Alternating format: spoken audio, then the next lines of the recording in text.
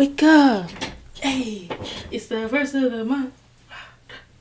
I brush my teeth and get up. Hello, lovelies. How are you guys doing?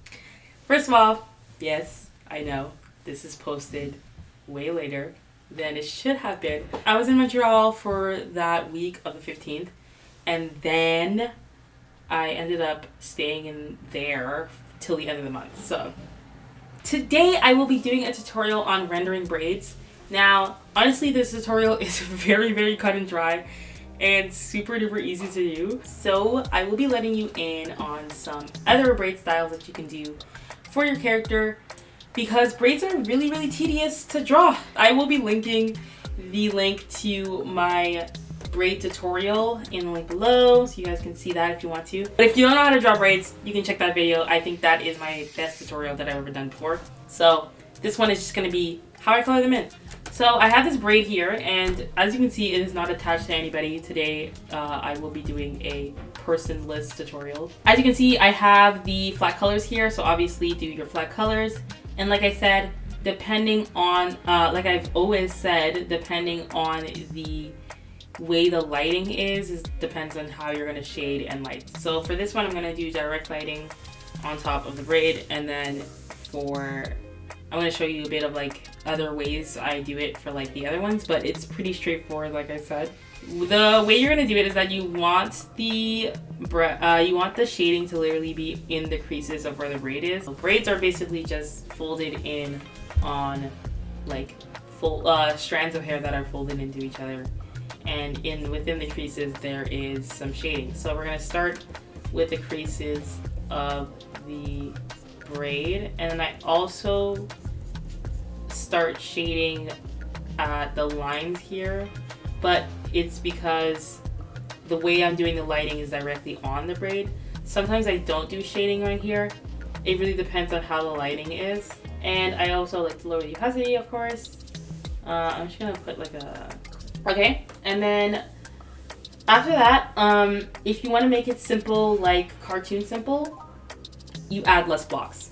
Like I say all the time in my rendering tutorials, we're going to go straight into the lighting block, and that's going to be directly on top of the braid. And the way I do it is that I kind of add swipes where the lighting is, directly on top of the braid. And you're adding a bit of a 3D effect by swiping like over it like this, adding like sort of these motions right here. And that's going to help with the sort of value of your braid and like the 3D-ness.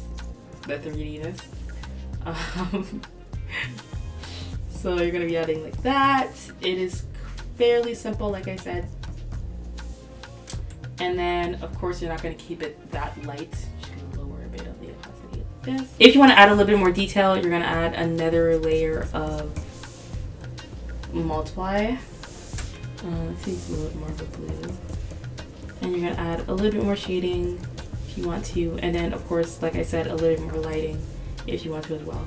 But you're gonna keep it up with sort of the swipes, and you're adding it where the creases are because that's where all the shading is. And you can also add a bit of lighting in these areas right here to make it more you can add more depth into the braid. So this is like a little bit more like detailed and stuff like that. Let's do a less detailed version. This is like for like, let's say a cartoon version or something. For a cartoon version, I like to add direct shadows, and I don't like to add any type of swiping or anything. I just sort of add direct shadows like this. And then I lower the opacity, of course, and then I do a quick lighting just like this. That's if I have like, this is like a cartoon version, really not that deep, anything like that, you know what I mean? So there's two versions to do this. Cartoon version, like I said, and then semi-realism version. Let me show you an example of, I don't have any semi-realistic versions, unfortunately, because I don't really draw semi-realistic braids, not as much. At least I used to maybe before, but honestly not as much, like anytime. So here is like a cartoon version that I have right here. I've done this before, I've shown this example before with the braid profiles that I did. So it's just, As you can see, the lighting is coming from this way, so most of the lighting is on this side, but I don't really spend a lot of time on the full shading of the braids. I do the same thing I do with the locks, where I add a deep shading, and after that I go individually if I have to.